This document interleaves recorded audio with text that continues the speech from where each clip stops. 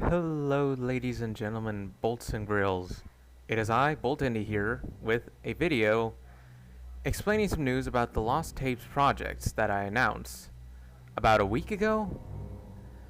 So, both the which Grim would be the scariest in a lost footage setting and a found footage setting, and which Five Nights at Freddy's animatronic would be the scariest in a found footage setting polls are all set up. And they'll probably be posted on both on the community tab over on my channel and either in the description of the video or down in the comments down in a pinned comment and in the comments section down below. And you'll have about a week to vote which animatronic or which Grim would be the scariest in a found footage setting. And as for the morality scale, the Lost Tapes good to evil morality scale, I've decided I do want to work or collab with Smog the DM, but I'm gonna have to figure out a way to fit it into my schedule since, well, college classes have started back up, so yeah, I'm gonna have to figure out a time. But I just wanted to tell you guys that because, like, there are a lot of characters in Lost Tapes despite it's only running 3 seasons. So, yeah. As for the timeline, well, it's complete. You've probably seen it over on the community tab if you visited. But yeah, the Lost Tapes timeline is complete. I went through all the episodes and double checked the wiki just in case I got any dates wrong.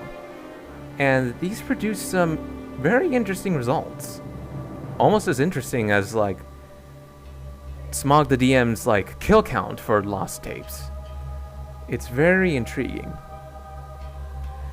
And starting with... Okay. So let's jump into some highlights that I found very interesting in this timeline.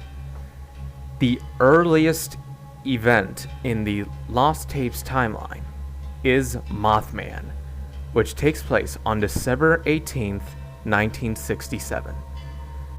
But then, 35 years and 6 days later, Cave Demons takes place on January 24th, 2002. And now, rounding off the top 3 earliest events or episodes in the Lost Tapes timeline is Death Crawlers, which takes place 5 to 7 months after Cave Demons in the summer of 2002.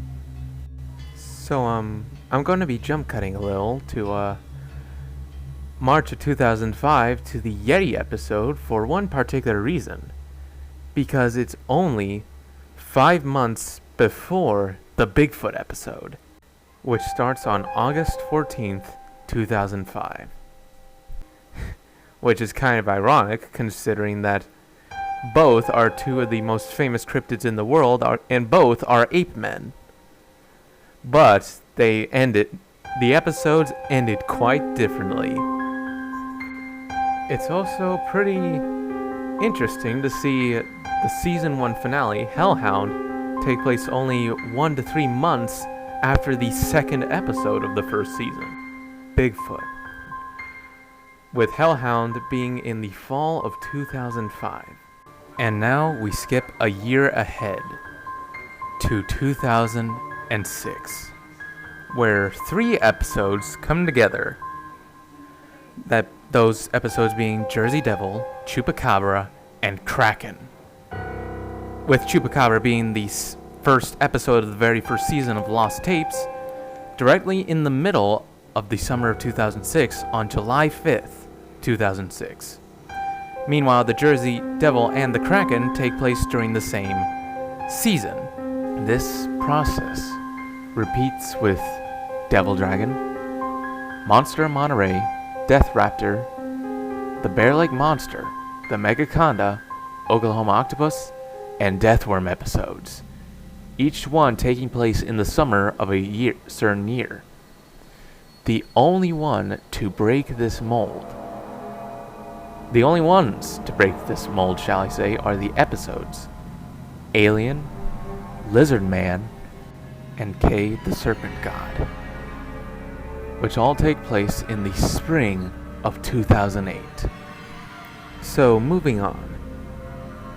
The episodes with the shortest, time span in between them happen to be both the White River Monster and Poltergeist episodes took place in June of 2009, meaning they happened in the same month, only days apart from each other.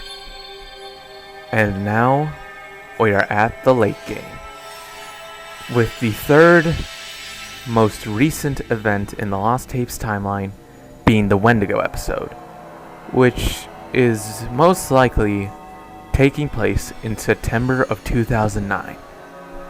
The silver medal for the most recent event in the Lost Tapes timeline is the Zombies episode, which takes place on February 2010.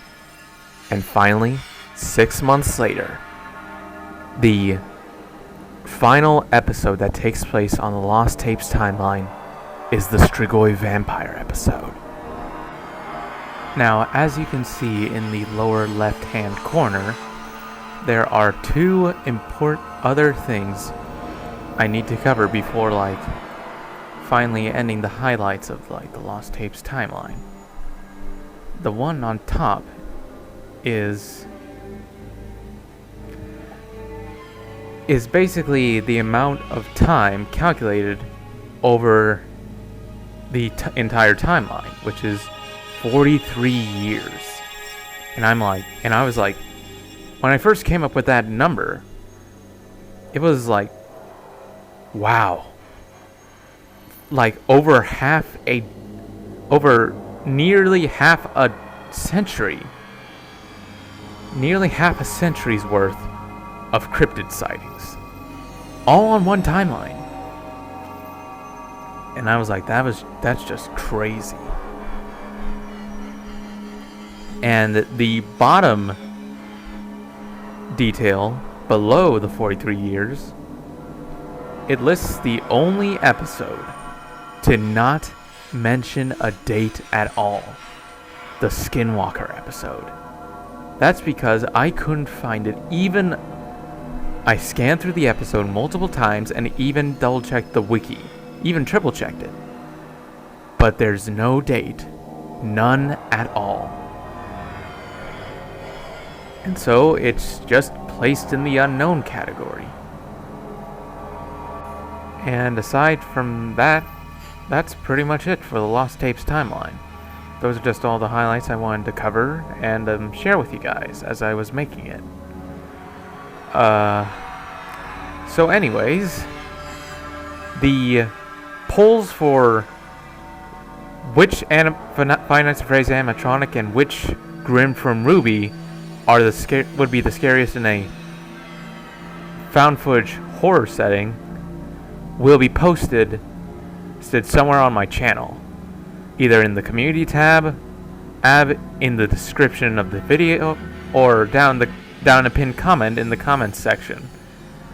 But either way, and like I said before, they'll be out for a week. You have about a week to vote, and then after the week ends, I'm going to make a results video for it. And I'll plan out when exactly I will collab with Smog the DM for the morality scale, and I'll see if I can make any more videos showcasing what the projects are going to be. What are the projects I'm going to make? So anyway, that's it for this video. And I'll see you guys next time. This is Bolt Indie signing off.